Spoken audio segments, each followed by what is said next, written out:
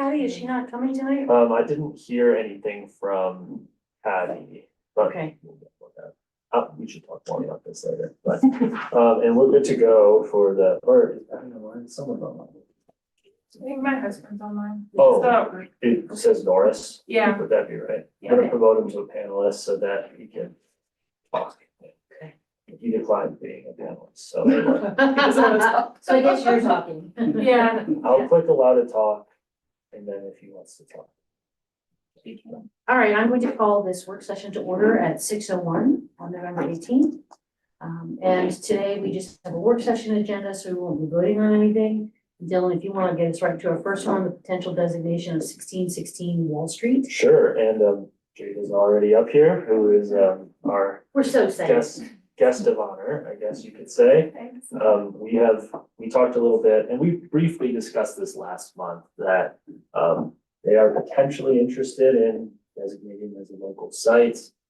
I think before they, I don't know, I shouldn't speak for yourself, of course, but before digging in too deep into putting things together for a formal application to be designated, I thought it was wise to kind of meet informally to kind of just talk through it, see what we might interested in seeing or what we might have to see, and kind of give some direction so that we can move forward and support the effort. And I do think it's a really cool potential opportunity to expand in that area because the Elks Lodge is right south of the property, kind of between their house and the Elks is Habitat homes that clearly are not historic, but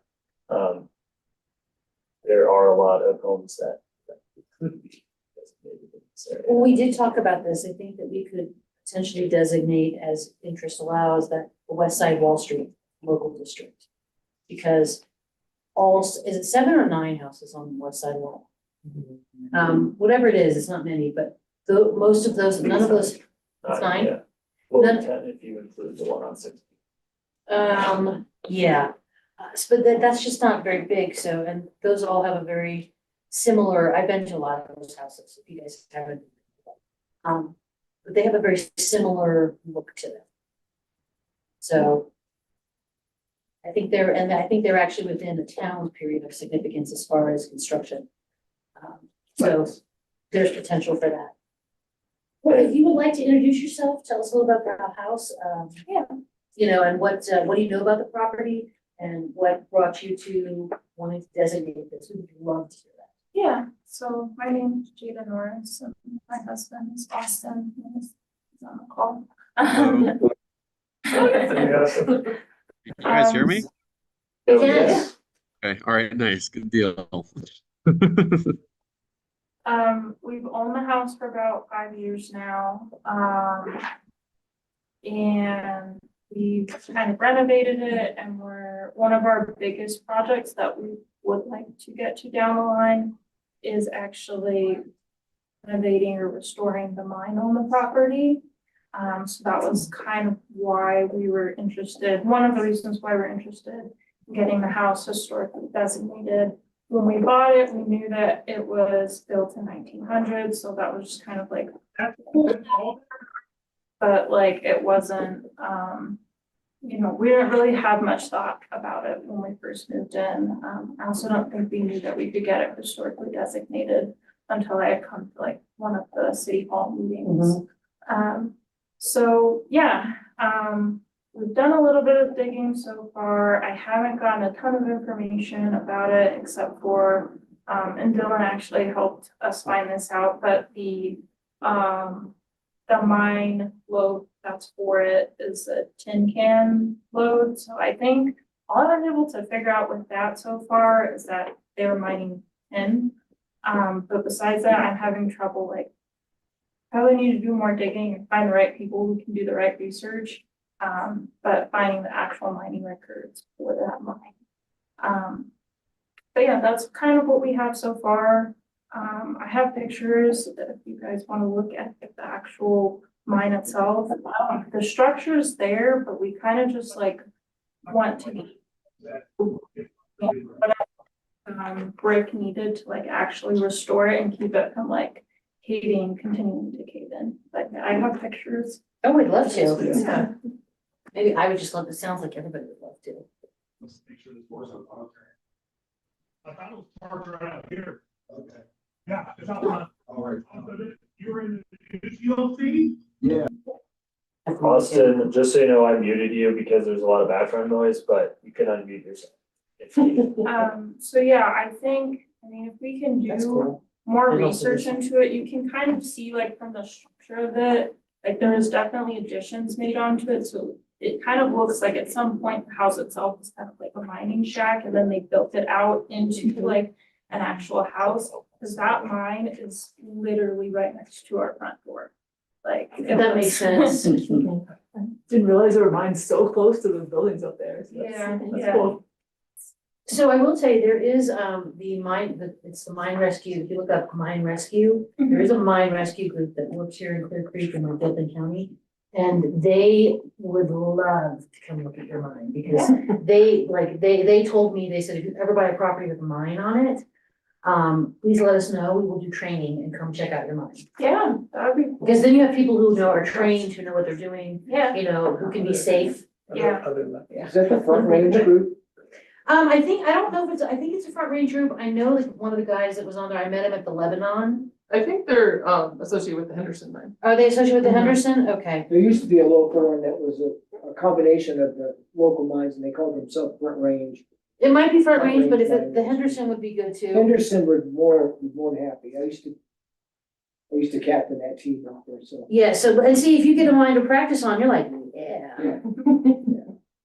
yeah, so that's kind of what we have so far in terms of like. And I was able to like get the records of our house. And I can see like the old owners, but I don't know if any of those records, like, I can see the ages of previous owners, so based off those ages that I can see, I don't think they have like public records of the people that actually owned the house before. So They- I they think do. there's, You talk to the assessor too. okay, I think there's a lot of, I don't think I can do much more research on my end without going into like the archives and having someone help me. I volunteer. There you go. You came to the right committee. We're all a bunch of like history nerds. I'm already looking up this. And I don't know, what I do know is this was part of the Urso minor subdivision and annexation that happened, when was this? 2013-ish, 2012, 2013, 2016 is when it got recorded. So it's relatively recent history. It was owned by some John and Luann Urso. I don't know if. But was the tin cup, was that an earlier mining claim? Yeah, I mean, that's like, you can see it on that map. The tin cup is Yeah. on that map, it's like, so I only know the relatively recent history. And so the census will have the head of household, that should be available online. And I think it was 1940 that just became available to where you can get the name of the head of household. 50's available now. 50 is available now. If it was a house then, but I'm curious if it's, how long it's actually been used as a house, if perhaps it was associated with the mine. One of the things that we did with my I don't first think the house, census here has the house I numbers. didn't know when the house was built. They do look- It was kind of a they're two-year really thing. wrong. But when I went to the Well, they were assessor's changed office, sometimes. you saw Yeah. that the tax And records, it The went city from was like, renumbered at some point. $27 to Yeah, $115. all the streets And the was assessor, blocked, the historian so told me, like she said, that means there's a 17 house. used to be first Yeah. or For whatever. for you to see that big of a I have to jump, go back and. even though it reference didn't Sanborn record to the house figure out being what the built, address was. But taxes, the, it went from like vacant land like the to, survey there has to that be a the structure. county to call it. So I say out as, 1901, 1900 Because it was construction, 1900, early 1902, American I couldn't tell, so sort of we just stuff. cut it Yeah, in. so Yeah. we're calling So the we'd like to national do folk. more Yeah, research. so I We mean. wanna maybe know it more had been a home information for about some it. time. I think I just kind of tipped my It probably hat, was. like, Okay. I don't know, when I Most go likely, into the and then archives, I'm maybe not converted sure to something else. what keyword I should be searching. Erica is key on this one. I also like that house. I love that house, I think it's such a cool. I had some jelly beans when it was sold, I was like, but so I'm excited for you that you were interested in that, they restored the house, but you're also interested in restoring the home. Yeah, we'd like to do that. So that's kind of where we're at. You can get more information. on the history, and then like whatever you guys need from us to actually get it historically designated. And then, yeah, eventually at some point, we'd like to get to a point where we can actually restore the mine itself, make it look nice, if we can get the history of like when it was actually established, or they started mining, and then get like a plaque for it. That's, I think, ultimately like our end goal, so that That's cool. hopefully we keep the house in our family, but if it doesn't stay in our family like that, that's there for every homeowner that has it. Oh, we'd love to hear that. We'd love to hear that. So you're starting, yeah, right? With us, it would start with a local designation. And we have outlined, can we outline that in the design guidelines, or is that a separate document? Separate, yeah. It's in how- chapter But it is in 22 chapter 22. Okay, of the municipal code. so Dylan can help you walk through that. We can definitely help you research it. And then, Dylan, would it be better to like designate the house and then do the district, or do them all together? Well, I think we could do it either way. Okay. Certainly, right, I would lean on others, but we can designate a single We gotta go talk to the Elks. I can talk to the Elks. first. structure. But if we, and it seems easier, obviously, since we have a potentially interested participant, that we could What did they say? get it designated and then use that as an opportunity to build. Would have been my original thought, but I don't know if that's. It seems like it's been done in the past because we have a few homes that were designated in Well, there. let's start with the home and then we'll work on the district. So just the concept of the district would be what, residential, I think it a wall and. would be residential, so my thought, this is just my thought. I would love to see some of the other houses on West Side Wall Street come into this. My goal in looking at local designation is so that we don't have like some of those fabulous neighborhoods in Denver. We have all these really great craftsman houses, and then there's like a two-story box. And right now, anyone can come knock down the house, and as long as they're following the building codes, two-story box. Right. Well, and I mean, in this particular instance, there is a vacant lot zoned R3 directly adjacent to the property where if someone wanted to build a two-story box, you. Yeah, Potentially that's also And this is part of the 16. reason why we are trying to get. It's an extremely difficult site to build, and Right. That's the. They- It's extremely I don't know if they ever got cheap. approval for the variances. There were like 3 variances they needed to be able It's to nice, build. we just, we're trying to do another thing with Habitat, like to figure out if we can get that road continuously paved. Because it's an easement road, so like technically each of us like owns a portion of it. And the Wall Street part that came down is beautiful. But our little section that we still have to drive down, Is not? it's pretty rough right now. It's been hard, like, I mean, my husband and I have like 4-wheel drive, it's not a big deal, but like I have a trailer that I take down for business and it's getting pretty sketchy. Yeah, Is well, your, and it's problematic because, yeah, like Jada suggests, it's just a private easement agreement for ingress and egress. So it's not part of the city street system technically, it's like essentially a private driveway. could it be brought into the city system like we did with Wall Street? Yeah, theoretically. Okay. If there was council appetite to do so, for us to start maintaining. Definitely. That might not be the best thing to ask council right now. We're in a budget crisis, so, Yeah. But, well, It's not easy to make a 180-degree turn on that stretch. It's a lot of backing and so forth if you want to turn your vehicle around. which is not good though if it is a dirt road, like that is hard on the dirt road Right. too. And I have a Jeep, and even with the short wheelbase, it still isn't that easy. right, and it's, I mean, that would make it more difficult to want to make it part of the road system. Yeah. So Okay. You don't really want it to be a public road Yeah. because you don't want the public really driving on it, I would guess. Okay, that's fair. We're Yeah. trying to get in touch with just Habitat for Humanity to see if they, like, in an ideal perfect world, like, they would just pay to get it paid because they're the ones who have made it worse. from Their local construction. chapter should all be in their application when they got those townhouses approved. In terms of the local chapter that's just for this area of habitat. Well, keep us updated. That was on what something I happens with reviewed when that. I was here. Right, well, and we have, you know, like you're in contact with, their director, so She's pretty awesome too. anyway, it's. Yeah. You know, a little outside of the scope of this discussion, Yeah. but we are working separately on that, so hopefully there will be some. So what would the next steps be for, Well, that I think is sort of the question is, you know, looking at the criteria for designation, there's 7. I guess, different criteria you could use. One, associated with events that have made a significant contribution to the broad patterns of the city's history. Perhaps there's an argument about the mine and all of that for that, you know, is associated with the lives of persons significant in the city's past. I know one of the other homes is the M.M. Roberts residence, you know. oh, the little one? Yeah, the house, that's the Roberts house, like that's a designated, not on this property, but one of our other designated homes in town is the Roberts property. So clearly that would be number 2. Otherwise embodies the distinctive characteristics of a type, period, or method of construction. Represents the work of a master, possesses high artistic values, represents a significant and distinguishable entity whose components may lack distinction individually or has yielded or may yield information from prehistory, so that doesn't really work, but I think the question would be, you know, like there's clearly a mine that could hold a lot of value to the city. Because of the mining history, that Well, I don't know how many tin property mines we is- had. This was mostly gold and silver here.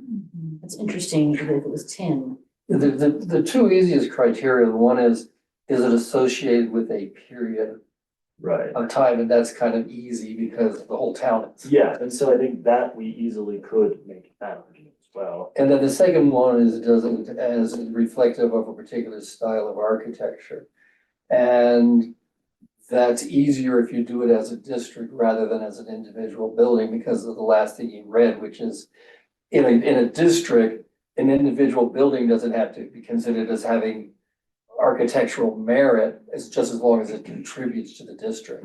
So if we could get all of that area, then you say, well, here's 10 homes. Well, it helps if you can get several together and say it's a small district. Hmm.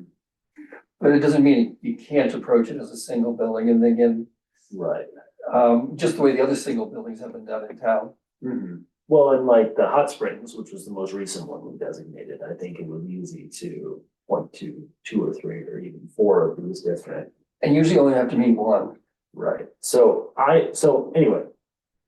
I think we could probably already make the argument that it needs at least one of these. And so then I think next step could be putting together a formal application for designation that would come here and then go to council for designation. But it would be nice, I'm sure, to have a little bit more. I think if we info could find when, like, the mine attached to anything significant, or the owners, you know, some of the early pioneers here, like, if we can go back into the original claimants of the mine. Right, What do you guys think? Good example of a type is always my favorite, easiest. Well, it's, Dylan listed it as, well, the 2022 survey plan called it a late 19th and early 20th century movement, but it's also an interesting house in that the first story of it is fully sheathed in rock, which you don't see. Like, I have a house that goes up 3 feet for rock.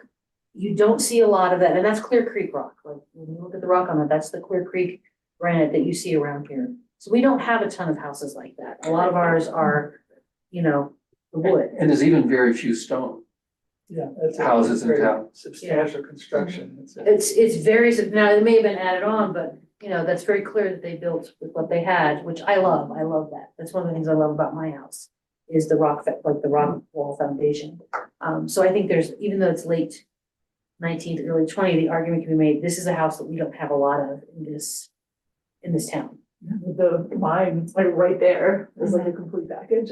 Well, and plus being 1900, it's right in the period of significance, so it's a good starting year. Well, and it's unique. I don't know of any other of our houses that have the mine, like you step out the door, there's the mine. Like, you see that, no, the guy that I talked to in the mine rescue group lives in Central City. We bought the house because there was a mine under the driveway, so they dug the driveway up so that he could go down and play in the mine. Interesting. No, that's the whole reason they bought the house. But you see that a lot more in Central City when you look at the mining plats. Right. You don't have that as much here, I don't think. So I think we have a solid argument for it. Mhm. You're not gonna get a lot of argument from us either. So is this the spark that sets off the next district in that I think it could. Is there any reason why it wouldn't be a good time to identify this as an area? How did the residents on the Wall Street. north side of Wall Street, when the street was made public, I guess, and paved and maintained and all that, it's a good experience for those folks? So 10 years ago, people would be complaining on Wall Street that nothing was done. And when you looked at the plats, they were all individually owned. Yeah. So the street was not a city street. And I think 3 years ago, I talked to one of the residents on Wall Street and I said, look, here's where your challenges are. You guys all own it, we don't. So that one resident went to the other 8 residents on Wall Street and said, look, do we want this done? We have to get together. And so it took her some time, but she got all the residents on board. So I think this is actually, and when they came to meetings, I mean, Dylan can tell you, it was not unpleasant. Right, yeah, I think. It was a they- good They experience. led that effort and then I think are very appreciative of the city's actual willingness and responsiveness to Mhm. make it happen. So the question would be, is she a good spark plug with you to, move this forward and see if they'd like to? So. Well, and I have, So is it still a possibility for our house to become, designated on its own first and foremost, or do we need to focus on trying to get other neighbors on board to, I guess, do this with us? I think it would be good to start just with the house and work on the district, because the district would take a little more time. well, if there's some Okay. positive moment, then maybe you can say, hey. It would be probably easier to pitch it to our neighbors if we were able to tell them that we're already designated to, and that it was like a good process. But it And was you know, even a positive local process. designation opens up access for you to tax credits. It would have been helpful 5 years ago for them. That's what I mentioned when we first met, is like, yeah, you should get designated and then start on your restoration. And the tax credit is for certain types of construction. Yeah, Work is done where it's done consistent with the secretary standards. And so if we're start working on moving this forward, what sort of documentation would the board like, or like ideally like to see photos and, I would what like to sort of see photos. I would like to see if you can trace the ownership. Like, when did that claim start? Because I would bet if the house is 1900, the claim was earlier. Mhm. If you look at the mining, what was happening in the mining, our big mining time was like 1870. After the initial 1859, you saw a lot from 1870 to 1890. A lot of those claims really got going. So I would like to see a trace of the ownership so we can see if any of our owners would be significant, just to add to the weight of this proposal. And then also, pictures. I don't know, what else would you all like to see? I bet that house is in some historic photos in the lodge, of the Ellis Lodge. Ooh, oh, I'm trying to think. I'll have to see if we tried to see a couple and everything that I've looked at, but I haven't seen, I feel like I've only seen like a handful, like maybe like 5 photos of the lodge. And every time I was like, it's so close, it's just like right. They have some. I think in terms of information to submit, could look at whatever was the last thing approved as to what was done, because essentially we're repeating that same kind of information. And the only one I know that's easy to find is the one that was done for Minor Street. And that was just an older version of the Is that the one in what's required 84? for national. I think it was 84 or 86 that they did it. Yeah, although that's to be on the National Register, and this is not the same, this is not as complicated as applying to be on the National Register. Well, actually, It's more about the the individual, narrative. the first Cover letter. iteration of the application, I was surprised that it was kind of light That's what we did with the hot. on information, like I don't That know. was true of a lot of places. Yeah, no, I don't know if they submitted more later or they just got Specific. pickier later, but I was like, this was it? It was like 4 pages or something, and there's like 46 or 48 buildings on it, so. Yeah, they wouldn't do that. No, Sure, it's maybe yeah. different, but this was the eighties. Yes, Would it be useful also to just start one of the forms? well, and Under architectural style. Hot Springs one is very, good because they. Yes, although it might be worth looking at the, So they form break the out state those uses. two-page, because that's Well, and that's available online through, The owners. you go to History Colorado, and then it's the Office of Archaeology and Historic Preservation. And they have all their forms online, and there is a survey form for a building. But I was saying. And that, they also have a handbook to explain how to fill out a survey. Yes. I don't think in this case, anything that complicated is gonna need to be done. But however, it gives you a lot of ideas of the kind of information to look for. Well, and correct me if I'm wrong, but one of the things we have talked about on this board is that using the idea of local designation to also preserve things that are interesting and unique to our community. You know, like other communities may not care about the fact that there's a mine, but we love the fact that there's a mine outside the front door Right, because of well, our history. Yeah, one community I worked in is there were 2 detached garages completely covered with old license plates. So they designated those 2 buildings, but That's only for really local designation. because that obviously wouldn't be nationally designated, but we do want to protect that local character. And that's one of the things I like about local is we can design, what do we think is important about each little local district? Right, well, and if we can make it a district, I think this comes back to a point that was made last month, we can really tailor guidelines around that specific district, because without specific guidelines for residential areas, we kind of have to fall back to our just general guidelines that apply everywhere, including the commercial district. So if we can move forward after getting the first home designated, we can maybe tailor it to that specific area. And there's another one also, right? That's in this portion of Wall Street. It's There's 2 locally buildings. designated. Well, there's 2 buildings up there now, and I think there was a detached garage as well, or a building that had been converted to a detached garage. But you were saying there's a locally designated landmark that Roberts? Well, that's. Where is that? That's not directly in this area. That further east? But what's the address, do you know, or 100 block? I think it's 804. Yeah. Okay, all right, okay, so that's. That's way. Never mind then. Oh, that's the one on my block. We can have Dylan. Yeah. like, But there is another one. Yeah. There's some really great documents out there that will help you kind of get along and give you some hints on to. This is from last time, but is the application online for like the historic district? Yeah. I think we have Individual applications, did we house? not put an application online for designating a that house house? doesn't We didn't do a exist district. I kind of put just like That was- template, like a very simple Yeah, guide I'm to say. told that. Well, I think Mike was saying that there is, with the state, if we could look at what the state is looking for as far as designating a building and build from that. Oh, yeah. And it probably wouldn't need to be anywhere as elaborate, but it's a good reference point of understanding what's the key information. You could pick and choose, Mhm. things that make most sense for. I would like to see, as far as like with ours for local, if you're locally designating a house, you know, why is this important to Idaho Springs?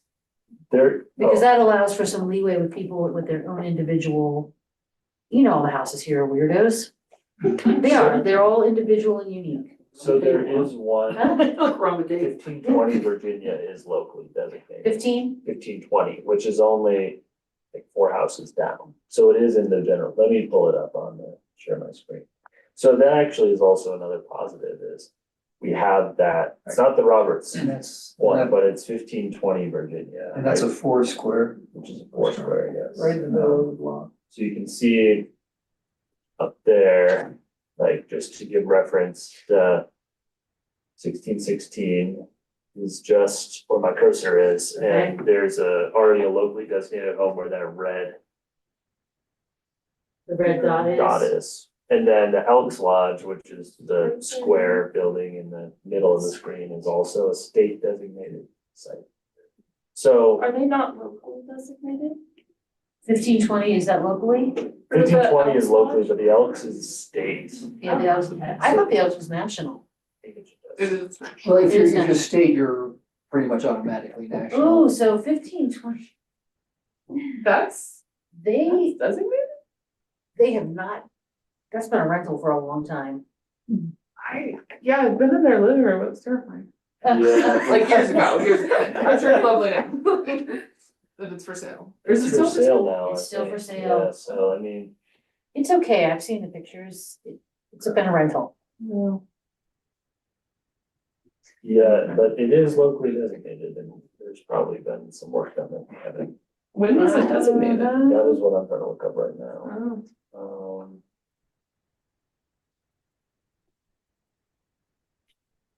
So anyway, that at least will help with potential future efforts, but I think Jada, Austin, I have enough direction for us to be able to start moving forward and okay. I might have to get with you to try to learn some of the resources to be able to better support this application and others moving forward. Well, yeah, if it's okay with you, I'm happy to. I mean, I'll write the application if you want. I think we'd like to, yeah, we'd like to figure out how to do research on it, because I mean, like, I manage another business in town, so it'd be cool to learn how to like figure out the history. You're the Edelweiss, right? Because they are designated, They're designated, yeah, that's a But federal I've had designation. like a lot of customers. Does anyone I don't know, know, I don't know what this used to be, it's a bakery now. does anyone know what the museum visitor center has in terms of photographs? Is it like, do they actually have photographs of buildings? So they do, And is it, They have- it's not a matter of it's okay, like if they're not organized, it's just, do they actually exist or no? It's like, so basically when People anybody photos. passes away, they shove all of their photos to the visitor center at the Historical Society. You could talk to Dan at the Historical Society, he's been doing a lot of the archiving. because that'd be the very valuable thing is to get the old pictures of the Well, I've been buildings. asking them for years if they could please organize them so that we could just go and look. Mhm. But I mean, they really are swamped with the number of pictures that they get. I don't know, I offered to do it for them and they never got back to me, so. That is on brand for them. Yeah. I'm sorry, but yes, it is. So Dan is the person to reach out to. He is the one that does a lot of that. So that might be something, Dylan, if you reach out to the board, to Dan, and I'll get you Dan's email if you like. Sure. And see if we can find pictures of this. Let's just find out when he's there and we'll all show up. Can we see your photos?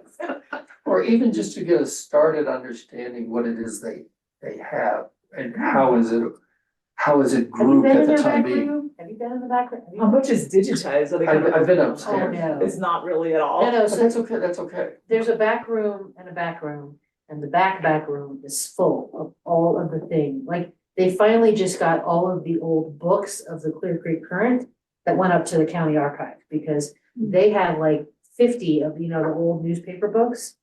Oh, yeah, I was like, these need to go. We transported them.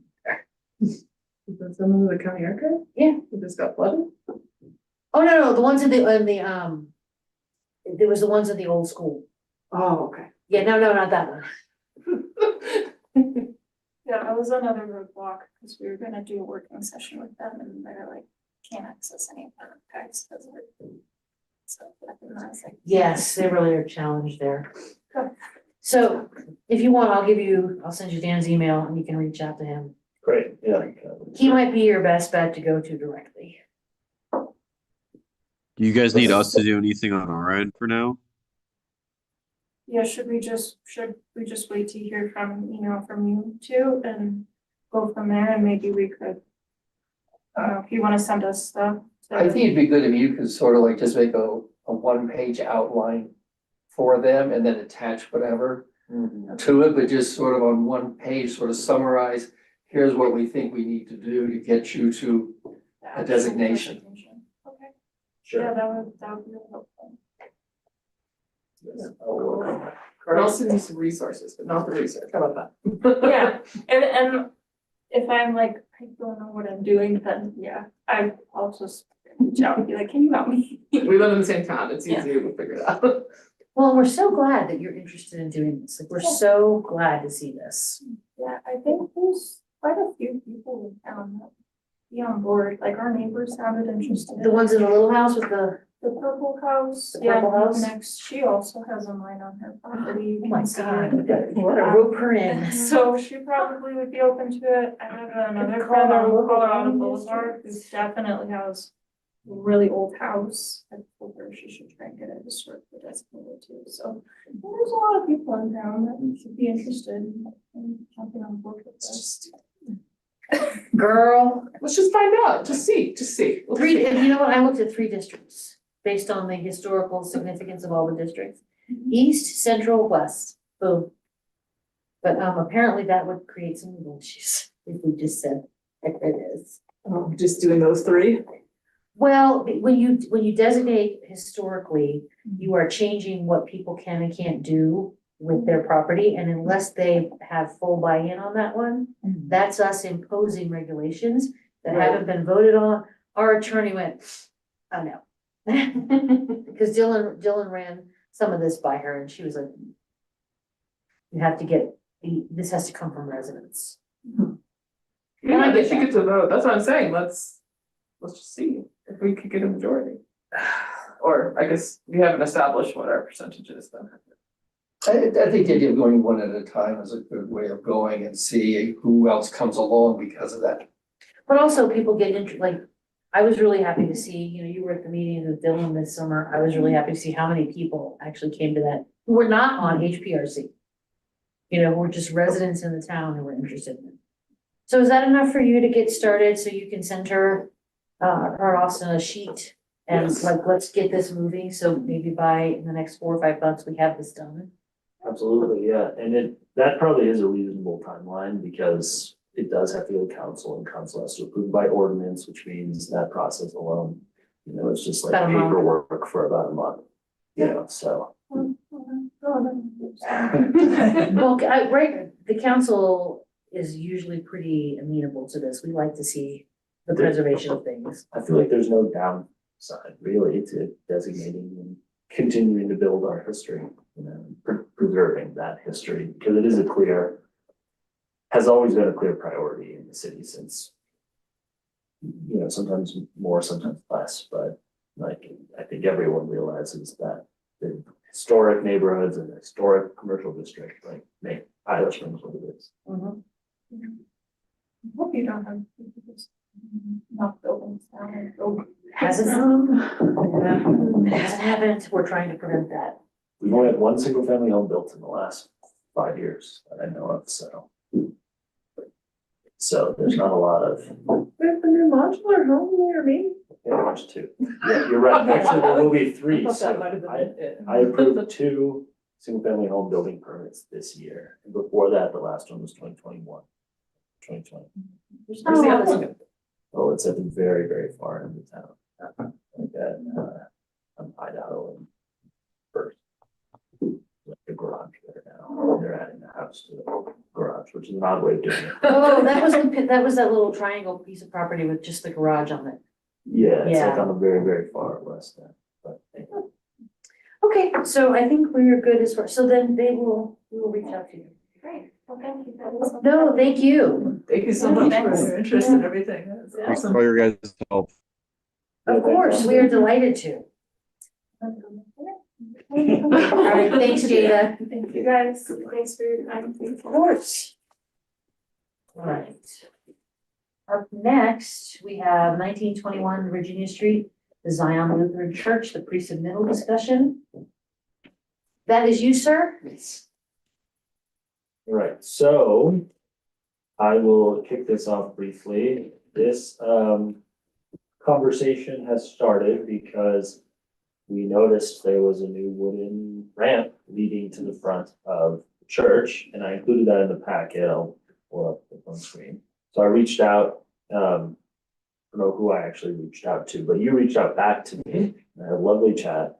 I guess it was last week or so, and I think there's more to talk about potentially than just the ramp and what does or does not need to be done with the ramp, because, you know, we got to talking about the future potential of the building, potentially some window rehabilitation projects, some maybe plaques and things like that. And so I thought this would be a good opportunity to kind of talk through everything, not just the wooden ramp that's at the front of the building, which I had talked to Lisa and Mike individually, and I think you both kind of indicated that was your initial thoughts were this would be a COA with a formal review. I wanted to just talk through that a little bit and see what they should expect for that, and then also anything else that we wanted to discuss. So I'll pass it over to you to kind of chat a little bit if you like.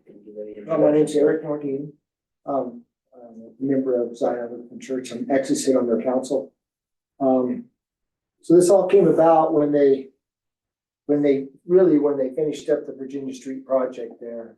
What they had done is they had closed that, they've torn up the curb Okay. and, the Right block. here?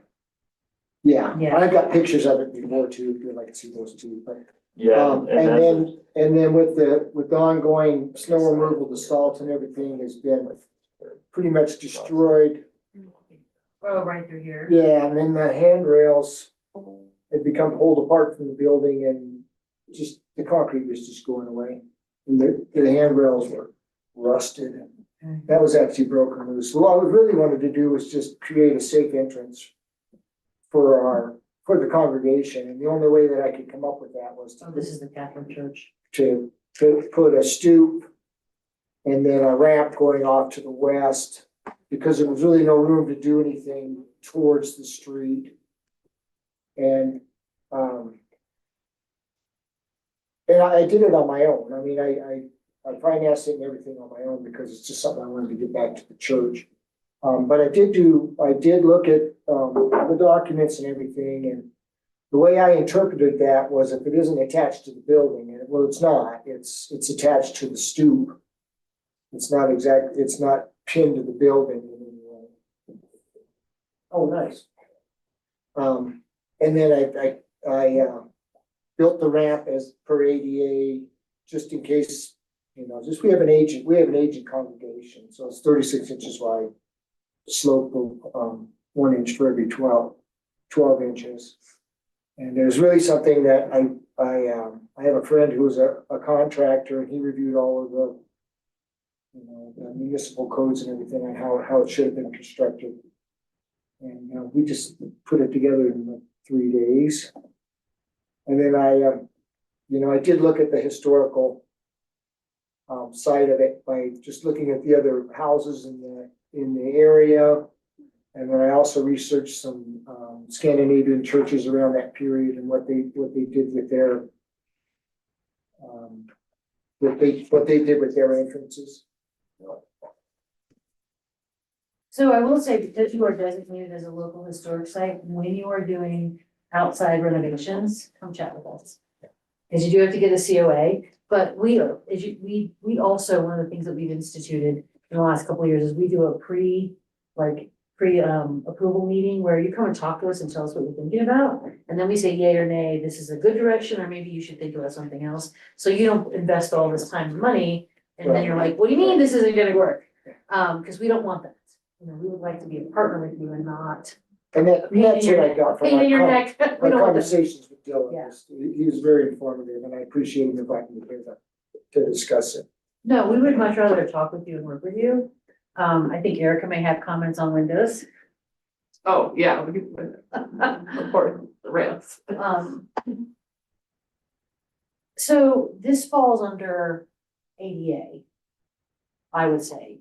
It also falls under, and this is if it gets to a formal application, there's something called the Federal Religious Land Use Protections. That's something we probably should need to ask the attorney to give some advice, because there's basically federal laws regarding what local governments can do affecting a building that's being used for religious purpose. So that's something else we also need to be aware of in order to protect the members of the community. So that's another thing besides ADA, but ADA is also a very important consideration. And there are a couple of the Secretary of Interior standards that sort of bear on this, which we usually don't look at, we look at more the criteria. And I can mention those now, or we can deal with that No, later. let's. Well, two of them, and sort of recognizing this, the desire to basically make it accessible to people to get in the building, which is obviously ADA. Two of the Secretary of Interior standards, one says, is it easily reversible? In other words, hopefully you get a good life out of what you've built Yes. here. But long-term, you probably need to do something a little more permanent that's gonna hold up to the weather and so forth over time. So at some point to be thinking about, okay, what a more permanent replacement might be someday. And maybe that is something looking at for a grant application down the road to help assist with the cost of doing something more than just the wood framing that's there. And the other one is whether or not it actually obscures the view of the building and is it easily reversible. So those are things that can be taken into account that are actually part of the Secretary of Interior standards. It's sort of everything we do ultimately goes back to that. So that those are things that can be considered in a situation like this, is that, is this ramp really hiding the building? Would it be easy to remove the ramp at some point in the future? And that's two of the criteria that are two of the Secretary of Interior standards. The only, I might need to move, so if Swift Kick doesn't come this way. The only thing, I'm here to learn. the only thing that I would say, because I believe, if you can make historic buildings more accessible, that to me is a priority. Because accessibility, like, I threw a festival downtown last year and there were buildings that my authors couldn't get into because of accessibility issues. I would like to see this blend in with the building. It doesn't obscure the building. It doesn't obscure the fabulous windows or the stained glass over the red doors. Like, this to me should be black, so that it kind of looks like it goes with the building. And you said it's not attached to the building, so it's easily removable. Black could certainly blend in better. My It's just thought, a my thought on the finish was, so this is the finest pressure treated ground contact lumber that's available, but over time, I wasn't planning on putting a finish on it because as it ages, it's gonna turn gray. Just like you see wood out in the environment, it's gonna change from that color that it is now. I'm expecting it to age. Actually, really, they say you shouldn't paint over pressure treated lumber. And right now, pressure treated lumber is incredibly expensive because it comes from Canada. But I wanted to make sure we had something that was good for ground contact because the ramp actually is in contact with the ground to get that proper grade. But I was hoping over time that it would, that finish would kind of become more antiquish looking. It's already there, I don't think it's worth getting too far into the weeds on it. And they don't have a lot, you don't have a lot of room, it's not like you could have done much. No, yeah, that's just it with the Virginia Street. They actually pinched in quite a bit. I mean, they took it right up to the edge of the.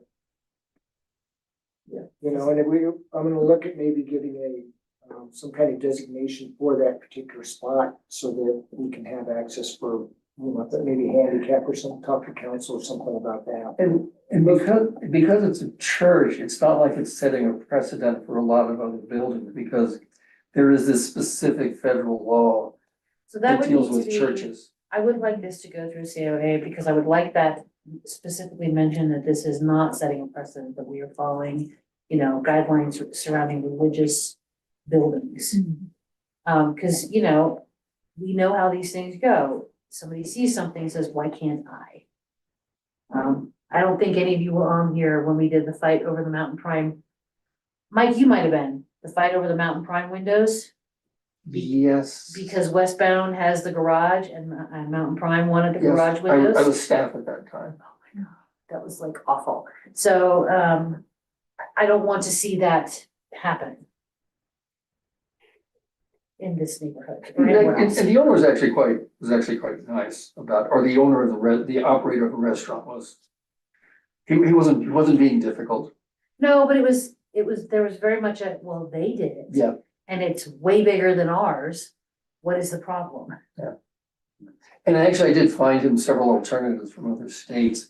His problem was he couldn't find a contractor who was willing to take his phone call, to do anything. And that was because it was during COVID. Mhm. And contractors from Denver were not, Coming up here. were not coming up into the mountains. It is very easily reversible. The concrete steps are still there. I mean, that, In logic, at some point, there needs to be, even if it were removed at some point, there's still a problem of how do people get in the building, so. right, that's right. Access is. Yeah, because we have no way to get them, if they came in from the lower entrance, we have no way to get them up. So there's no, you can ride a chair or anything on the inside? No, because of the way the stairwell is, it's a typical stairwell for an old 1890 building. It goes up a short landing and then it's. Okay. Right up from there, so. I'll send this to you. Yeah, thank you. So my suggestion would be a COA and make sure that we have the language that specifically deals with a religious. I'll send Dylan that stuff. Okay, Would it be fitting to put the ADA stuff in there as well? Yes. yes, Okay. I think, and that it's reversible. You know? Yeah, I think we'll want to mention the two Secretary of Interior standards, reversible, and it's not hiding the building. Because it's, by its nature of being low and being an open structure, it's not like it's hiding what's behind it. And that's a big concern, like when people put siding, new siding on an old building, you've hidden the old building. And that's not the case here. Okay, so it sounds like direction for me is Hang on, did you have some? Oh, Nope. okay, that Eric and I can work together to put together that application. It should be relatively. I've looked at on it. your I end. mean, I've been through all those, Right, so, and then we'll, hopefully bring this back for the next meeting. I don't know if we'll. and our goal really too want is to do it in iron out December like since any it- concerns before you actually come to the COA. okay. You know, so that the COA is actually So it's not like we're Easy like- peasy lemon squeezy, because we've dealt. Dylan's been very Yeah, good. no, Dylan's fantastic. We are Okay. blessed. That's good. It'll have to be, via Zoom, because I'm gonna be gone for the next 4 months, so. Okay, that's fine. So what did you all, it mentions also that you have, let's see, you're looking at potential window plate replacement and other items related to preservation. What are you Yeah, guys thinking about? well, we've got 3, wood case windows in the fellowship hall, which is the lower level. They're leaky and, they've been painted shut. It'd just be something that we would like to eventually put something more modern in there, but then keep the. Talk with Miss Erica about this one, because she put a window, I missed it, I had to work, but she put on a window, like how to make your windows better. But these are single pane and they're It's just 3 windows? just 3. But I'm they're, not gonna come take a look. okay, they're like 6 feet by 2.5 feet. Single casement, okay? Yeah, I can come and we can discuss some different options that would keep the historic windows, but get you some energy. And then I also wanted to ask about a plaque. I mean, I just wondered why we don't have we have a plaque designating it. We see it in town here. Is that because we're not in a district? I mean, it is. Those tend to be federal, but we could do local, this is a locally historic site, like we could do that. Well, and we are doing it for our local historic sites and facilities that are city owned. So, like, we have one at the water wheel and we have one at the library, which is federal. Right, we have one here at City Hall and we're gonna be adding them at, the other sites that don't already have. Like the hose plaques. houses have them. Those houses have them, No, it makes sense to look at some kind of plaque program, because literally there are hundreds of houses in this city that are pretty much intact from 100 years ago that, have value just from that alone, is that they're showing this is what a lot of what this place looked like 100 years ago. Much of that's still here. The plaques that are on the downtown Meyer Street area, were those like a privately funded thing, or was that like a city thing? They were through the Historical Society, Okay, is my understanding, and so there's no reason why we could not expand it elsewhere, but yeah, all of the ones downtown were through the Historical These are Society. the bronze plaques with the text, they're expensive. Yes. How much do you think something like that is, just off the top of your head? Expensive. Like 4 figures, 5 figures? Oh, I think it's 5 figures. So like 10 grand for those? Yeah. Well, there are other ways of doing it. Connecticut did a series of medallions. They were ovals, and individually designated properties were vertical ovals, and then the district properties were horizontal. They were 4 by 7. And they held up very well. this is what we have downtown, of the plaques. Yeah. Yeah, because I mean, you could get one, probably about that big with maybe one sentence of text that's. And that was a couple years ago, it was about 500. It wasn't too bad, but Well, there's also like five I different forgot, places I to do it. did get a estimate from Zuni Signs, which is out of, Yeah. and they said that they could do a 12 by 16 brass or bronze sign, and it'd be about 1,400. 4 by 8 would be about 400. About 400? And if you did it in aluminum, but it was brushed finish to look like bronze or brass, it would be half the cost. So about 250, 800 for 250 for like a 4 by 8, 7, 800 for a 12 by 16. And then there's the question of the text and how much you want to have, and is the point to put the Right. history there, or is it to Yeah, identify the property? And with a little number on it, if there's a site where you can go and get the information. I kind of like that, like if it's a local designation, local, this is an Idaho Springs historic property number or whatever. And then Right. here's the, well, Like a And- QR code or something? Yeah, that's QR. the other historic board's been talking about QR codes and I for will the say, city signs. for synergy at this time, I applied for that local multimedia digital Did we get walking it? tour. We don't know until January. oh, that's right. They're reviewing it right now, but the amount that it's only $25,000, but it's no match. So I think what we wanna do with that, if we get it, is build out the first, let's say 10, 12, 14 sites, whatever, that are around the city, bring people around.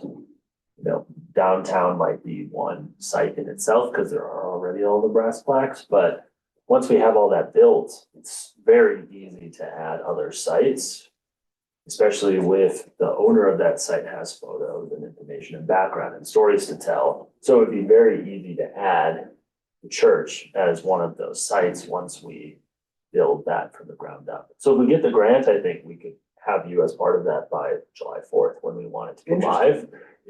And then it wouldn't be like, our thought is we'd have like a small, maybe it would be not bronze, but 4 by some 8. sort of sign that would say like historic Idaho Springs tour stop number X, and then it would have the code, and then you'd scan it, it would go to the tourism, the Visit Idaho Springs website that's built out with multimedia, with photos, with information, with Yeah, we're coming up on So- our 130th anniversary of that church. Oh, that's awesome. Next year. so that could be a good opportunity that wouldn't be figuring out how to fund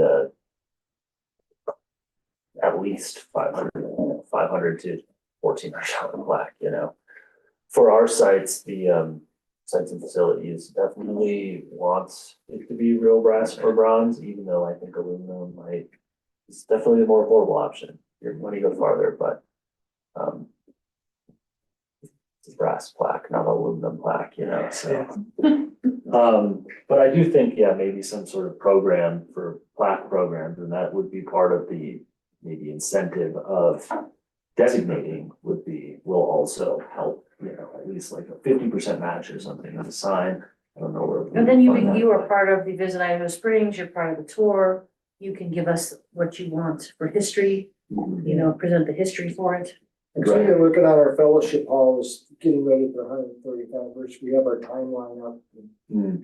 Last time we did it, we had a celebration at the Elks at 125. Mm. We've got a lot of historical documents under glass and everything in the basement. Just actually, you know, we've done a lot, but Yeah, Oh, you'd probably like to go look. yeah. Field trip? Field trip. Now everyone wants to go look at the windows, right? No, well, you guys weren't here last year, but we did a field trip of all of our sites, like all of our city-owned sites.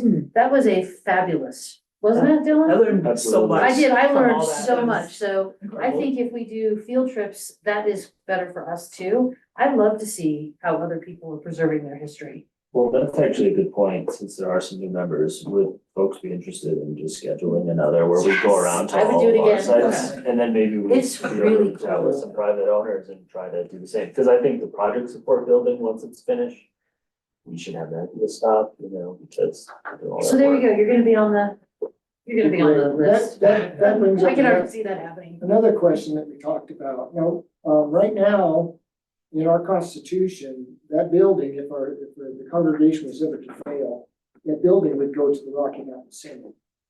We decided we don't want to do that. We wanted to approach, the Historical Society, the city, and see what would be the benefit of us handing that over. If the congregation was ever to fail, what would that look like? Would it be the application we have to fill out? or- I don't know, because I don't think, I haven't been here when anything has been donated to the city.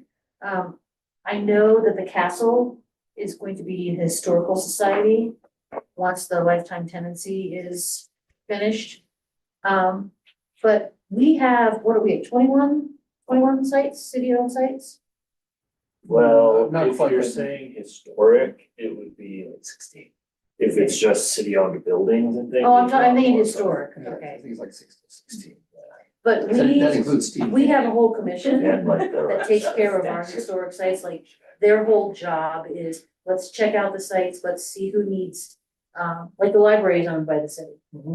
Let's see who needs work, who's on the maintenance schedule, you know, like that is their job, is to maintain and watch over and safeguard all of the city's historic properties. So if that's something you all want to do, it goes into our properties, which we already have a process in place to maintain and care for. So the biggest concern is that we know that previous churches that have failed, the Senate has just gone and sold the properties. You know, We would love, that would be something that I just, how would we, I mean, how do I bring that to council? I mean, how do I'm gonna tell them that we had this conversation because that was part of my job, but. I've never been here for a gift to the city. Or, you know, Yeah, a sale, yes, a gift, I don't know. I haven't either, but I mean, you We can talk to are our Carmen. council representative, right? Yes, but all So, we've done is buy things. Well, it's just a hypothetical too. Yes. It's only if. Well, that's just it. I wanna know what are, Can we talk to Carmen about how this would happen? Because I don't like, I won't give you information if I don't really know the that's fine, answer. that's fine. I think it's probably Carmen and Andy. Both. But I think our concern is that the building remains. Oh, no. You know, though, too, when you deed a gift, you can tell us what you want to see happen with it, like you would like it to remain historic. Dylan's gone over. Under the deed, for the And restriction. a lot of churches, without changing their exterior appearance, wind up being converted to other uses. Many have been converted to housing. Or community center. Yeah, so, you're maintaining the building on the outside, but, it doesn't mean it has to stay a church. The fire department would love a place to park their stuff that is humidity controlled. Oh, no. well, and I mean, I think, like Eric mentioned, there's like a bunch of. Oh, no, they actually have a lot of, because we had like 11 hose houses around Idaho Springs. It's one of the reasons that Idaho Springs didn't burn in that period between 1860 and 1900. Good houses. I think you mean like the historic fire. Yeah, not the fire, like not the fire, just- but like, I know that one of the fire chiefs is on our council, and he is really upset that our hose houses have humidity issues because he's got all this historic stuff. like, they've got leather buckets and all kinds of Oh, stuff. sure, sure. Like, they would It's not love a just place random. to like, where you could actually see it and they don't have to worry about it molding away. But he's like, I'm not putting it in that hose. Like Sixth Street Hose House still has a water problem. Right, but I do think there's also really strong history of churches and things like that around this area in mining towns, and so the museum around that subject could also be really cool, because like you mentioned, you already have so much information under glass that could be kind of an artifact on it. Interesting. I don't know that the city would, sort of operate a church, right? Like, that's obviously kind of goes against. No, I don't think that's what we're looking for. I think we're Of looking course. for to make sure that it stays within the community. If it's used as a community center or something like that, that's not gonna, it definitely won't offend us. That would be something that we would welcome. But we were just reviewing our constitution and we saw that in there, we checked with the Senate and, that's what they do. I mean, they'll sell those buildings. And some of those are historic sites in Denver. Well, honestly, I would hate to see that building, because I used to live over there. It's a beautiful building. I would hate to see that sold, and then into the hands of someone that may not preserve that. Well, I think, I mean, it is like Halloween, just at the beginning of the month, like the church opens its doors and all the, like, I think the pastor, Yeah, we did hot cider and. he kind of started that whole like Halloween On closure Virginia? of Virginia, which is so great for the kids, like. And so, like, clearly it's an important part of that neighborhood. Well, if you all are interested in something like preserving the history and the community aspect of it, you can tell us that that's what you want. And like, even with this council, even with some of the changes I see coming on this council, I don't see that. I don't think, do you? I wouldn't see that as a challenge with us. We would be like, yay. So if you give me some information on how to proceed with the process, so I can present that. Yeah, I'll talk to Carmen, our attorney, and Andy, who's the city administrator, to see, So it wouldn't be actually, it would be the city, and the historical well, in this. society resides within the city. So Well, mean, no, so it's They're like, two separate entities, correct? the Right. Historical Society is a private organization. The city, Because the city owns the building. yeah, the city we owns run the the- museum down there. Okay. But the sites and facilities, which manages our historic sites and facilities, is a city commission. It is a, Okay. like, fully commissioned, fully within the auspices of the city. Like, they have rules and guidelines that they have to follow based on what council laid down for them. And the main thing they do is every year develop a plan as to what needs to be fixed. So one of the good things that happens in that event is there's now someone actually looking out for the condition of, specifically about the condition of the building. but of course, as was alluded or mentioned earlier, the castle right next door, or not, like 2 houses, buildings down, that is being gifted to Historical Society, which is a nonprofit, but a private entity, not related to the city. So ultimately, we were limited in any control over what happens. They might be willing to be in the district. Well, and that's the thought also There is, you go. we have the church, we have the hose house.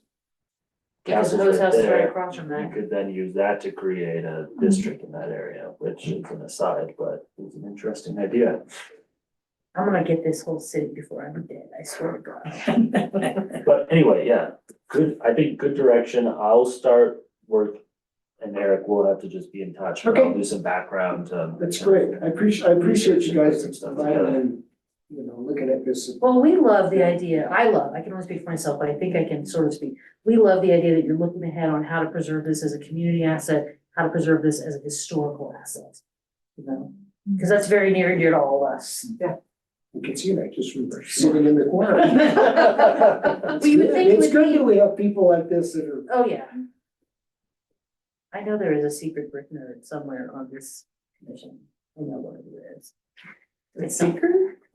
Well, you're the window nerd, but. Well, we just never talked about bricks then. So maybe we've had like the brick discussions, Idaho Springs brick discussions. Oh, yeah. It might have been probably before you. I know some pretty good bird people. I've seen that. They say he's a brick. So I think we're good on direction for this. Eric, is there anything else you, NPS, National Park Service preservation briefs. There's one on windows, there's one on ADA access, there's all sorts of guidelines that are tied back into the big one that Mike's talking about. Is there anything Oh, I else see. you feel you need from us right now? I know, I appreciate your time. No, we appreciate hearing from you. We wanna make it right, that's for sure, we don't wanna. It's interesting, yeah, appreciate it. Of course. So now I'm gonna leave, you guys are gonna. You are welcome to stay if you like. We have, this is, what's next? So just chatting about the other things. Yeah.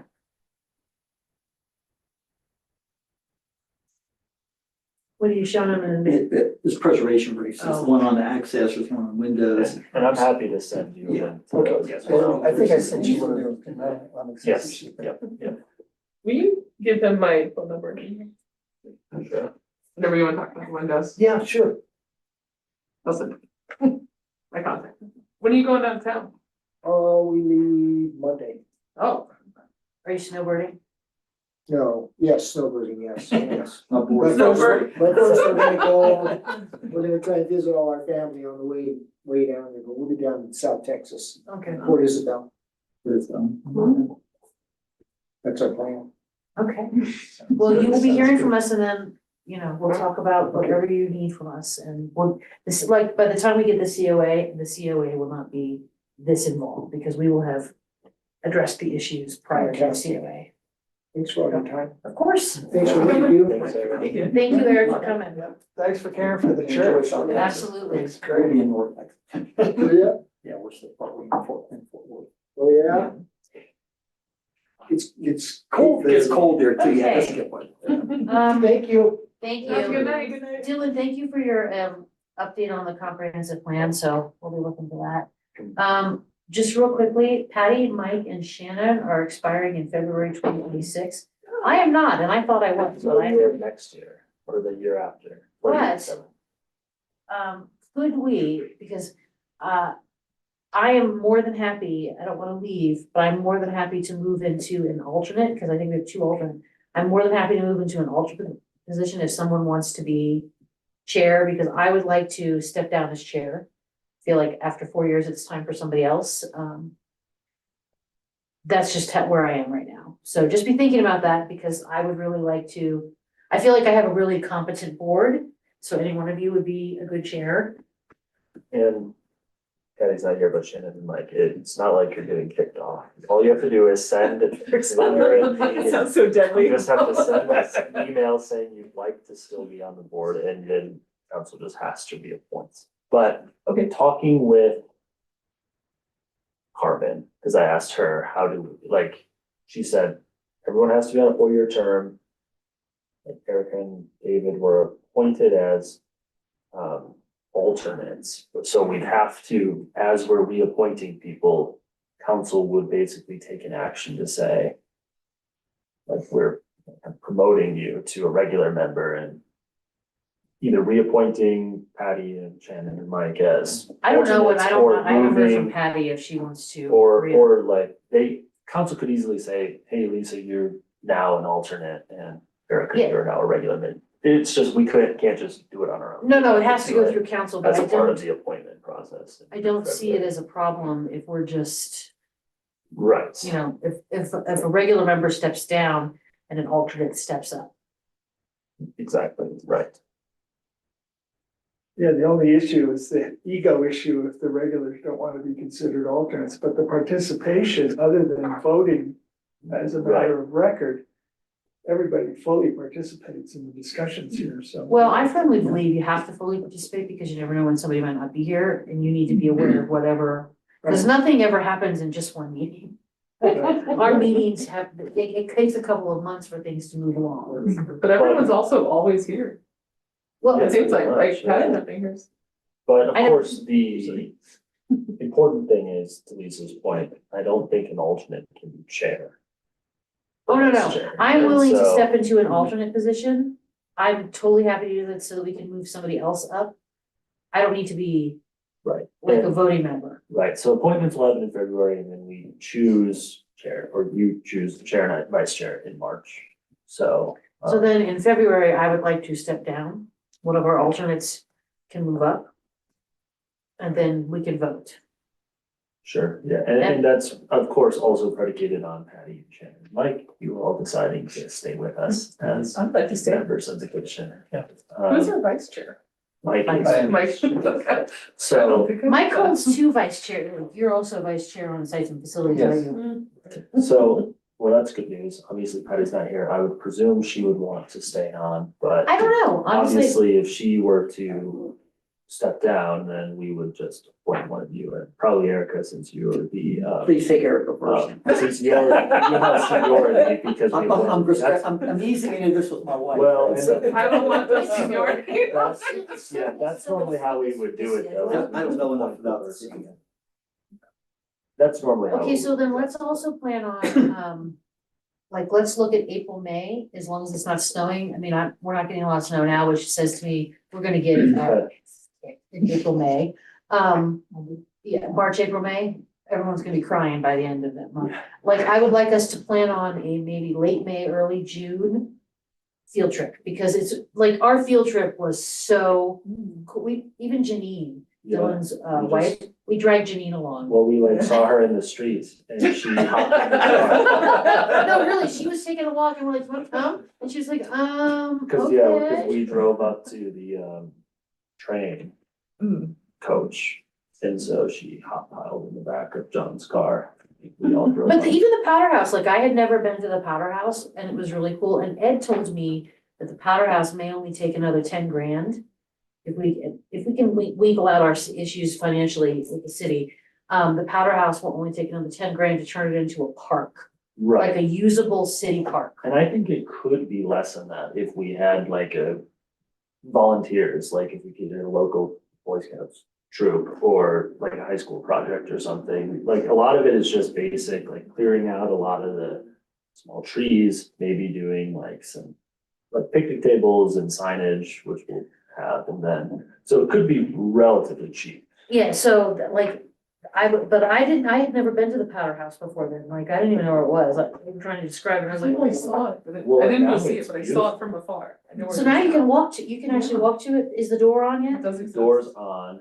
When I was there last, it was just the like looks like a jail cell door, but they have since added the like full iron door. Are we putting plexi behind the jail cell door so it could be opened at some point, but people still not get in or throw things in? Well, you can open the big door and then the like jail cell door, what I'm calling it, like that is secure. So even without plexi, like all you could do is reach your hand in a couple of feet. So I think that was just the way that we're planning on keeping it for now, Okay. but I think eventually it would be cool to put some Mining interpretive stuff? Stuff in there. Yes. But yeah, part of the sites and facilities signage that I need to purchase and some wayfinding from Soda Creek and Little Bear to direct people to park in that area so that they actually see it, because you can see it from the road, but you wouldn't know what it is unless it's done. Bless you. So that would be on the tour, the cemetery normally, you know, all of our owned sites, but any others. We could probably do all of the designated sites in town and it would take half a day or so. Go back for just a second to the vacancy thing. Do you have a responsibility to advertise new appointments into the community at large? We'll kind of advertise seats for all of our boards, because so it'll say, hey, do you want to be on this or this or this or this or this? Do we have any vacancies on the board right now? We definitely have vacancies already. Variance board only has 3 members and the 3 members is a quorum, so But on this one, there's no vacancies at the moment, On this so. one, there's none, and but- I think sites and facilities is only alternates. Well, sites and facilities is only 5 total, there's no alternates, but. But I think technically we have to still advertise because there will be technically 3 open seats until there's a reappointment. So if someone wanted to go their hat into the ring, I suppose council could appoint someone else. yeah, I would gonna say that generally the council would keep its appointment power Oh, no, council has to, intact, like, so, yeah, we can't change anything, this has to go through council. right. Right, and so in that sense, theoretically, I guess if we had 10 people who wanted to be on HPRC, then they would have a choice to make, but you guys in these 5 years I've been on the PRC, this is the first time I've had a full board in alternates. And we've been like struggling to have a full board until like maybe last year, year and a half ago. Mike and Shannon were here, like, we were struggling. Well, there were two, I came on when the two architects resigned. Yeah, that took away 2/3. That's, yeah, it took away two of the positions, right? But yeah, we have one member of planning commission who's up in 2026, and I'm not sure if they will want to. Do they have join two on. alternates already for them? So they're full. We're full with the 3 that are expiring. Sites and facilities, 2 of them, so Mike, you'll actually have to be reappointed again. Sites and facilities in February, Okay, did we do a couple, It's 3 10. 4s and 2 2s? correct, yeah, so Reba and Mike are both up for that. And then half of the business and community promotion board, so there will be a number of appointments. made. But, so we'll advertise all of them and we'll see who those are having the link. But yeah, all you'll have to do to really kind of apply, I guess, is send a email of interest. And then, perfect. Question for you on the 1616 Wall Street. Okay. Is that a property, when there's a property like that comes up and there's questions, would the committee typically go visit that site, or do you rely Can on we come look at your photos? house? Yeah, can we, I mean, it Love just- that. I mean, I guess, I think, what's the process? Do you just, you We just don't rely know. on the documentation, the photos and everything? We have not visited. If they offer to visit, I would be like, yes. But they don't have to. yeah, when we designated the hot springs at the beginning of last year, I think everyone was just familiar enough with the site, there was really no need to go out, but. I will certainly ask Jada and Austin if they'd be willing to have us out. It's actually I honestly, just thinking about what you said, I think it's a good idea for them to say, here, come look at the place. Yeah. I've seen it going by. I've never driven down that road because it's a private road, so I don't do that. But I would love to see, we don't even have to go Yeah, see, inside. I'm selfish, because I just kind of like to, I Feels want to be right. more familiar. I Right. just like to be more Well, familiar with the yeah. town, with the whole working. I didn't say it's a private road, I did go to look. Their watch cat gave me side eye, which was great, and and that is a tricky road to turn around it. But, I just need to see these places to get Yeah, a sense of what they are, and I know there's an issue with doing that and meet, particularly if you meet with someone, I don't wanna meet with anyone or talk with anyone, it needs to be formally. Yeah, the Well, legality that things way. are, we would just have to put a note, if everyone were to go out, you could have 2 people on a site at any point. From a board or commission, but if you have 3, then we would have to do a public notice 24 hours before to say, if anyone else, this is where we're meeting today, which we could do, we do that for a lot of events. But as long as Jada and Austin would say, because we don't have to go inside the house, we just have, because our purview is not the interior of the home. We could park at the Elks and walk right up the street. Right.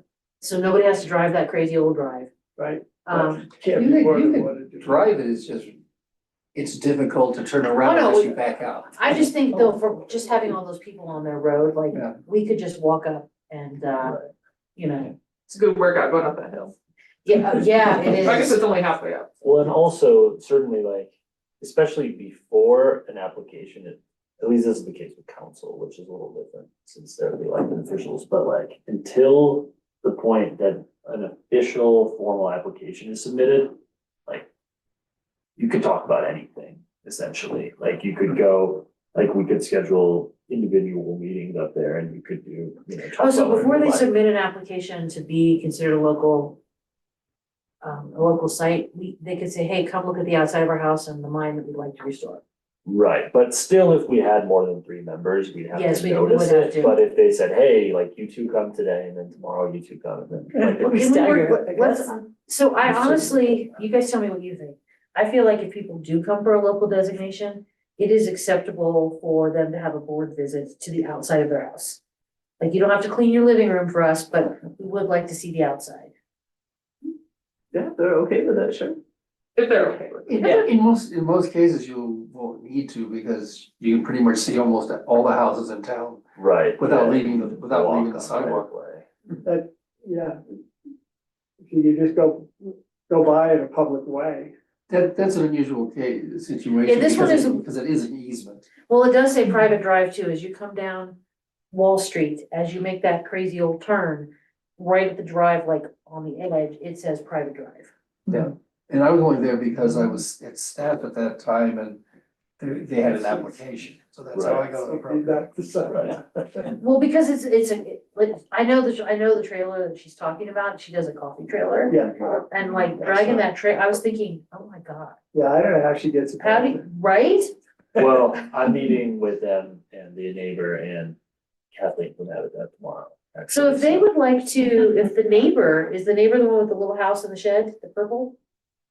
Well, it's just like directly west. Yes, so if the neighbor would like to be interested in this as well, because that's a really cute little house too. And there's still a vacant lot in between, right? Correct. Is it purple or white? I thought it was purple. Well, I'm confused. um, Well, there's the white one that's like on the street. I will pull it up on Google Maps here and we'll share it on that screen. So it's it's Oh, this it- little house. Yeah, it's that little one. And then Oh, I forgot. the about shed that. is white, but the house is purple, and there's like a little yard in So- between it. So yeah, it's that, like, cause this is the house, Jada and Right. Austin, and then there's this little house. You And then, can't get past that house. then once you're, then this house that's like on the corner is probably, would not really be super historic, I don't think, but. Oh, no, I think it is. It's built up though, but look, it looks like some of the little, like the shacks that you see on Stanley Road, like the miners. Oh, Miners yeah, houses. no, That is. They just did something weird with the roof like that. What's with the awning? That's odd. It's the awning, but look, I like that. they're built on that rock wall. Right, Yeah. okay, yeah, you can see the brick, it looks like it's brick, right? Mhm. Anyway, I mean, so. If we can get all of them on board, then we really have that continuity, and then. I don't know about some of these other houses between this and 1520 Virginia just down here, but. This is on the local. The one right to the west, east of that, that is a, like, he has his habitually listed as a willing to sell for an obscene amount of money. I don't know how historic that one is. Which, the one to the. The ones to east or the west? east. Oh, This east. one? Like that ranch? That duplex one? If you go down a little bit, Dylan, it's hidden behind all the trees. Then, like, there's that little guy, but there's a house right in between it. So all the houses on the 1500 block of wall are around 1900. The oldest one's 1890. Let's see. Right. But the one that's hidden by all the Interesting, it trees and says with the there's no fence, sign. if occasionally you find Which him I on don't think is Zillow, true. he's done a Maybe it just lot didn't- of renovations. I don't know. Like, if you look, he's got a sort of stucco looking patio. I don't know. No, that is an interesting one.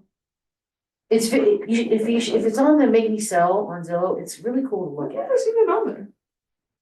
Let's see. You Cause he's, know I look at everything on Zillow. I do too.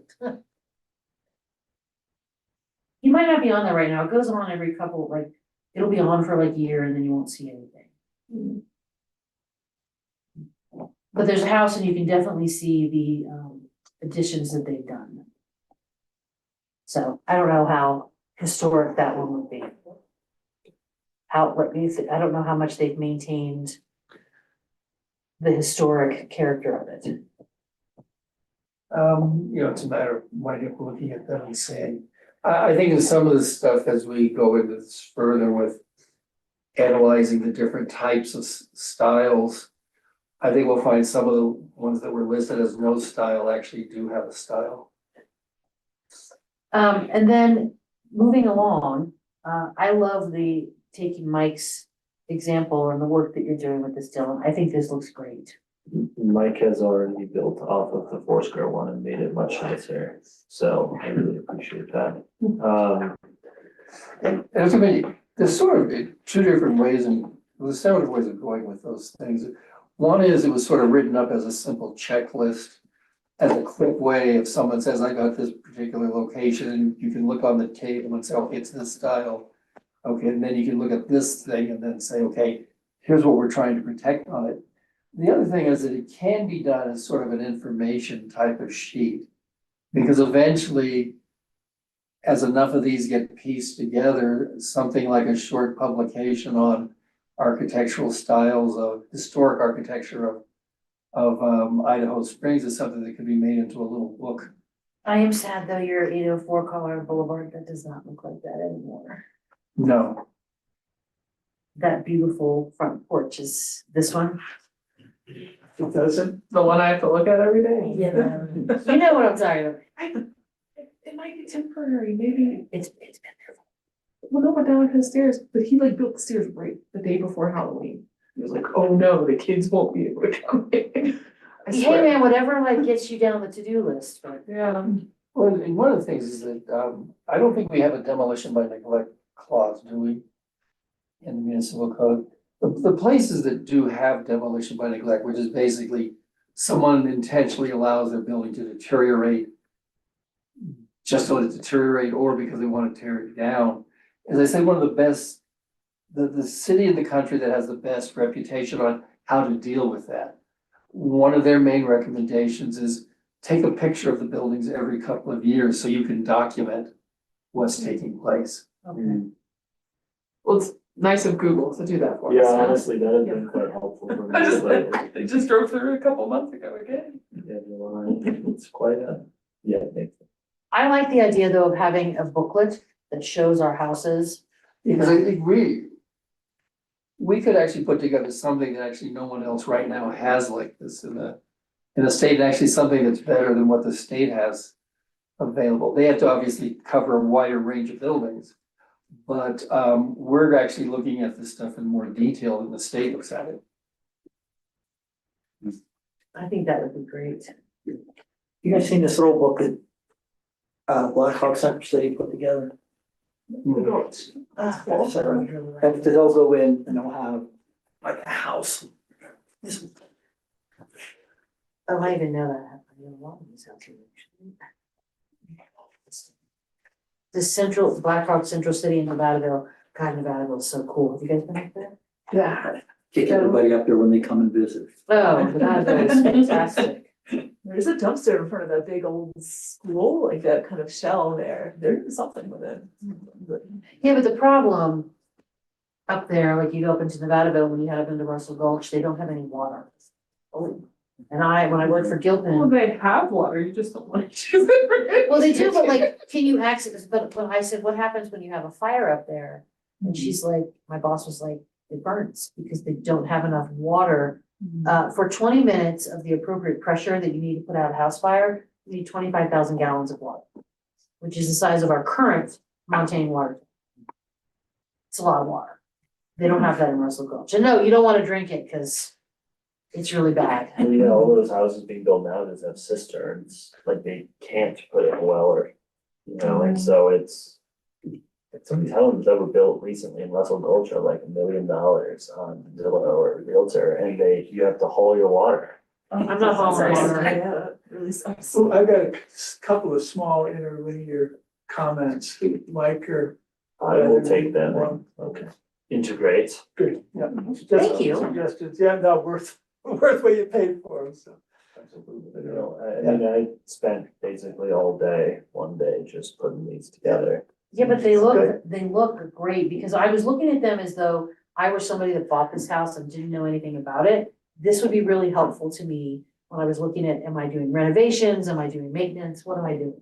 Well, and like Mike, I think one thing that's really helpful sent over just for the meeting was added. I mean, a few things, but like the just like a whole bunch of additional photos, you know, so there's like many Yeah, there's- examples of Foursquare rather than just one picture. Yeah, there's within 2 blocks of the historic district, there are about almost a dozen Foursquare homes. Yes, And most of them are on Colorado Boulevard, And they're not- and which they're- makes sense because that would have been the wealthy street. it was, and they're in good shape, like the folks on Colorado, between like, I'd say 10th, 9th. Some of them on 8th, between 10th and 13th, taking pretty good care of the houses. Right, but yeah, so I can easily build off of, similar, try to get. And I will all tell you, if these you guys things. are interested in something like this, we could do this on Amazon. And that book, from a city cost, if we wanted to do that and sell those, that book is no more than $5. Wow. Like, and I like, you can format that with the pictures and all the things, like the formatting is made super easy. We could build that really easily, So so. what exactly Historic Society, we talked with them, they're trying to put something, well, they had the informal one with just a walking tour. We've Well, been trying to put it But, together for a but while. how many years? well, and Yeah. that's a good point. I met with, Jan and Bob Boland recently, when talking about our digital tour we're applying for the grant for, and I do think there has been some level of disconnect recently between them and the city. I'd like to improve on that. Yes, And so I think there's probably a good collaboration effort to do something like this. If we take an active role in it and they take an active role, it could be. what I think I would like to see, if we're going to do that, I would like us to get, working with conjunction with the grant that you're doing. What buildings do we already have that are city designated? Who do we have that is locally designated already? And if we have people that are in the pipeline to get locally designated, this might not be a July 4th thing. Right, yeah, certainly, but I mean, that is the nice thing about this digital age, right, is like someone could have if you have a phone, you have that whole book theoretically at your Yeah. fingertips if we build it out on our webpage. You could do the book though as an ebook, and as somebody that publishes a lot of ebooks, they are Yeah. so easy to update, like, so easy. Right, yeah, that's true. My father-in-law does the same thing with Amazon Publishing. He's now into children's book writing, so. Does he do illustrations? He has a illustrator from Pakistan who does the illustrations for him. I don't think I really got a chance to talk much to your father-in-law. He's a fun guy. His pickleball book. He has a pickleball book, he has a book about cryptids, he has, 8 or 9 children's books now. Kind of fun. In the interest of saving the city some money, the early registration for the CPI conference closes the cheap registration on December 10th Oh, right, for the, I needed to send for the February that out. meeting For the same thing. conference. So if any of us want to go, or the city wants to send any of us. I think it's in it would be Denver good to this do it year. early. Is it in Denver? It's on Colorado Springs? Yeah, I think it's by the old airport. Yeah, David or Andy said to reach out to get interest. 11th to the Let 13th me send that out. now. Of February. February, Yeah, it's at the Doubletree. which is, across the street from where the airport used to be. And last year, and I don't know if District Colorado has funding again, but last year we basically had all of our registration paid for. I think we got a grant through District Colorado. Yeah, it seems like they would have notified you by now. Right, so they might not be available this year, but even still, I think the last few years we've been sponsoring I that. think the state's at the beginning of the point of the money not being as available as it used to be. Right, Because the money that came out of COVID is pretty much over. Well, they use their federal funds. But that's what's gone, yeah. So in order to get the cheaper price, if the city, I'm gonna go anyway. If the city can send me, that's great. If not, I'm gonna go anyway. So if I register, can I get reimbursed for it if the city's? well, let's. Yeah, I think you should Let's find out as confirm quickly as possible. that I will confirm with Andy tomorrow or as soon as possible that what we'll have in the budget potentially for conferences and education. this general and things fund? like that. Not sure, so that'll be Is the general only fund like question, a problem? because I think we're tightening the purse strings a little bit, Yeah, but if it's I'll, the same thing, I would, if it's not possible to do it through the city, I would go on my own anyway. sure, but I will confirm that this week, and so that way if you have to make, well before December 10th. December, good, We'll okay, know for sure, thanks. for the early bird, if you will.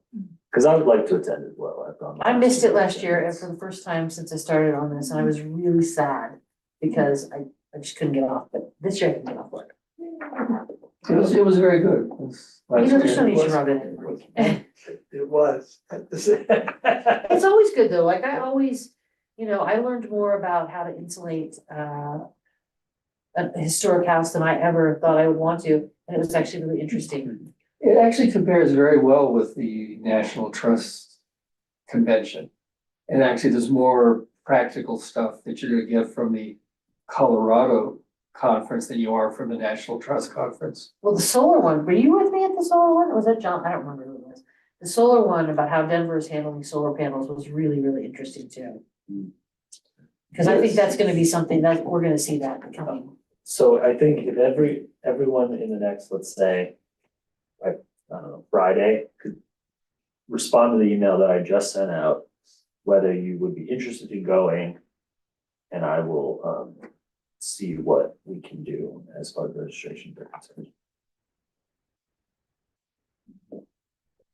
Responding to you right now. But yeah, that email should have information about it a little bit more if you're not familiar with that conference, but if you're familiar with it, then. I think that is it for this meeting. Is there anything from you, Dylan, that we did not cover? Nothing else from me. I thought it was exciting to talk to Jada and Austin and then Eric because it's just nice to have people interested and informed on. I love the idea that they would say, we'd rather give this to the city as far as the church than let it go back to the synod and have them sell it. Like, Yeah. oh my God, my heart just jumped. Well, it It's such a was, cool building, you're ashamed to lose it. it Well, it's was, cool. Have you been up, come up the backside too? It's Yeah. really The cool. big staircase, yep. yeah, I think Yeah, that little street bit. is a lot as a, cause I cut from here to my house, Yeah, but. it's a good it was- shortcut You know, between streets. when I originally reached out, I was like, yeah, I don't know. I know, we were a little Because- concerned because they didn't do a building permit.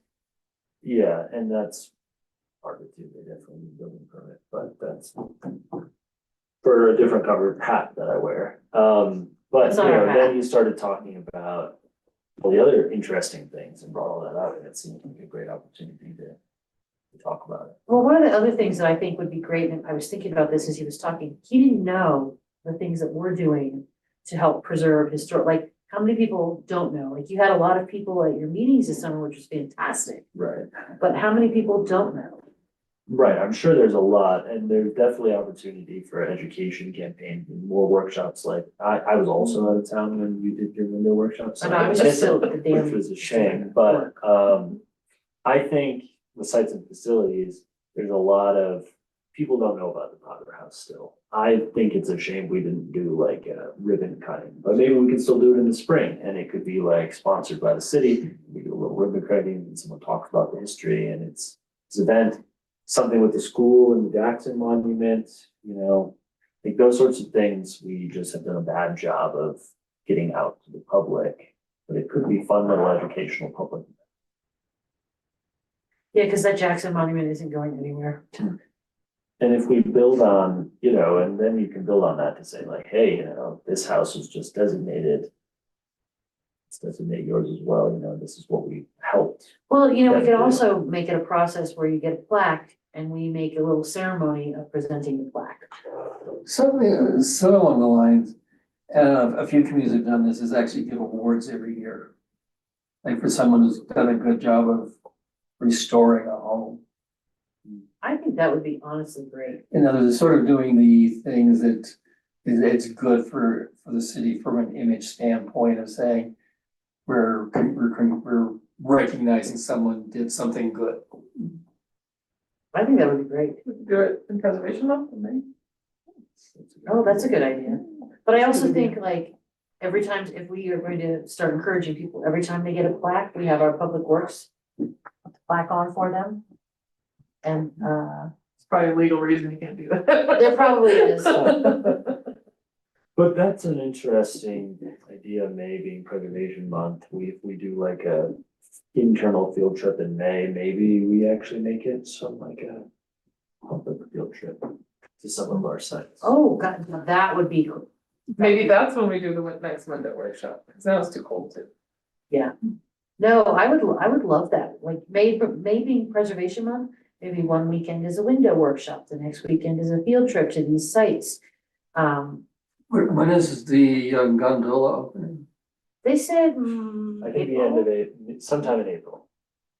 So the timing on that might work out well. all I know is I better get my local permit. Better be for more than 2 days a week too. Well, you weren't at the work session last night, but I also said, I'll talk about it later, never mind. But So, that's- yeah, I love the idea though, that we start to make this, because what I'm seeing in people, like from your meetings, is that people, Jada was very, we wanna find out who owned it, we wanna find out, how to find the history of it, and I understand what she's saying. When I lived in my Wall Street house, I know who lived there, but it took me like a year to track down the line of who owned it and anything other than their name. That's how I know the original property owner before the house was built was the wife of the owner of the president of the second largest bank in Idaho Springs. But it took me a while of going through old newspaper archives to figure out who this woman was. Right. Do we have city directories? Does the museum have city directories? It's what existed before the phone book. Like the historic ones, sometimes they're on Yeah, Ancestry. they're basically, they're any kind, they're like phone books without phone numbers. They basically, it told you who owned I don't know if they have. everything, I don't know that they do. what the businesses were. They were very common throughout the country. They were called city directories. I will look into it. We have a city directory. I couldn't tell you everything that's hiding in that back room.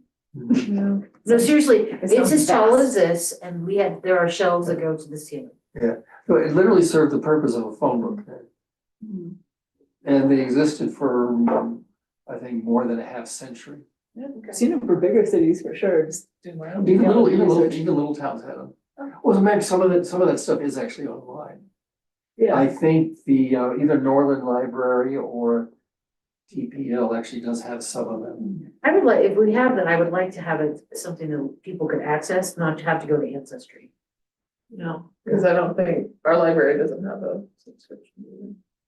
To Ancestry? I Yeah. don't know. You could ask them, because they have it, like, you can go read the New York Times there. No, maybe they do. That might be nice if we were sharing resources, you're like, oh, and then you can go to the library and use it, because Ancestry's kind of expensive these days. And boy, they have really shut down their access. Yeah. I think then that brings us to the end. If there's anything anybody else would like to, is everybody up for a field trip if we start to plan that in May? Okay. Well, we'll definitely have a regular meeting before that, so I can start coordinating dates and things. Well, no, it takes a little while. Like, it took us a little while to do the last one that we did. although there's a snowstorm, I'm gonna reschedule. Maybe we just set the date now, so you can put it on your calendar. Hopefully no one's already planning things for April. No. All right, then I'm going to call us adjourned at 7:48.